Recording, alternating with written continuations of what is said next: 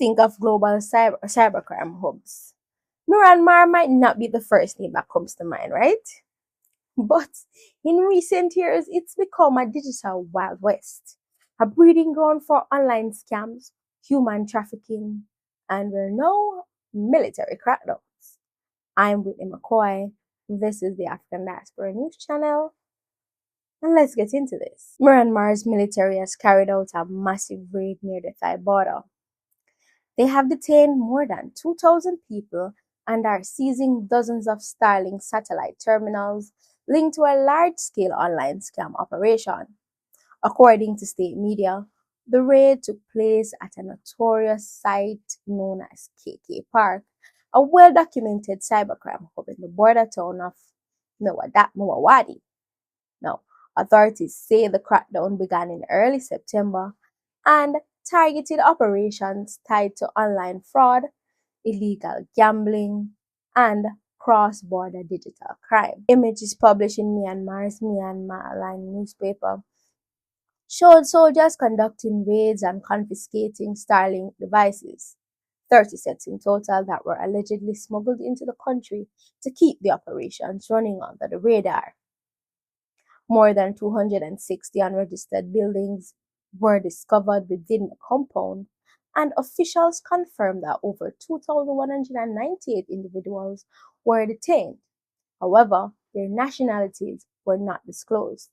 This raises suspicion, and they're saying that many could be foreign nationals that were actually trafficked into the region. Now, these aren't your average scam centers. Reports suggest that many of these compounds recruit foreign workers under false job offers, only to trap them and force them to carry out cyber crimes, including romantic scams and investment fraud, targeting people around the world. It's what we'll consider a modern-day form of digital slavery that's been exposed repeatedly across Myanmar, Cambodia, and Laos, especially in areas controlled by armed ethnic militias and private crime syndicates. Among the most shocking revelations, the use of Starlink, the satellite internet service owned by the world's richest man.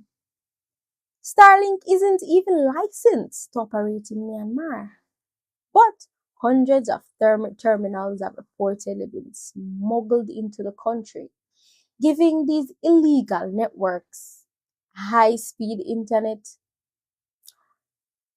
which is nearly impossible to trace or will shut down. And when asked for a comment, Starlink has remained silent, though its policy strictly bans defamatory, fraudulent, or deceptive activity. KK Park, the center of the scandal, sits right on the Myanmar-Thailand border, a region under weak military control and also heavy influence from the Karen National Union, one of the country's armed ethnic groups. The military spokesperson, Major General Zaw Min Tun, has accused Karen leaders of being complicit, claiming they leased the land for these scam compounds. But the Karen National Union denies any involvement, calling it a political smear meant to discredit their resistance. The timing of the raid comes just a week after the US and Britain imposed sanctions on the alleged ringleaders of a massive Cambodia cybercrime network, signaling growing international pressure to tackle this borderless criminal economy. Earlier this year, China and also Thailand partnered with Myanmar to rescue thousands of people trapped inside similar scam compounds, a move many say came only after Beijing citizens became victims. What's happening in Myanmar right now isn't just a local crime story.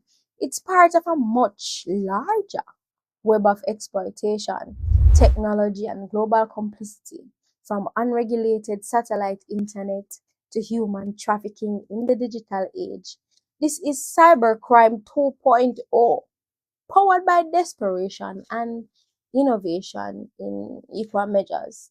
And as long as the world remains digitally connected and economically divided, these criminal ecosystems will continue to thrive on the margins of governance. I mean, when somebody is tricked into coming to a country in hopes of finding a job, then you know that something is deeply wrong. For the African Diaspora News Channel, I'm Whitney McKoy. Please continue to watch, like, comment, and of course, subscribe to the African Diaspora News Channel for more news on the African diaspora and beyond. Until next time, stay informed, stay connected.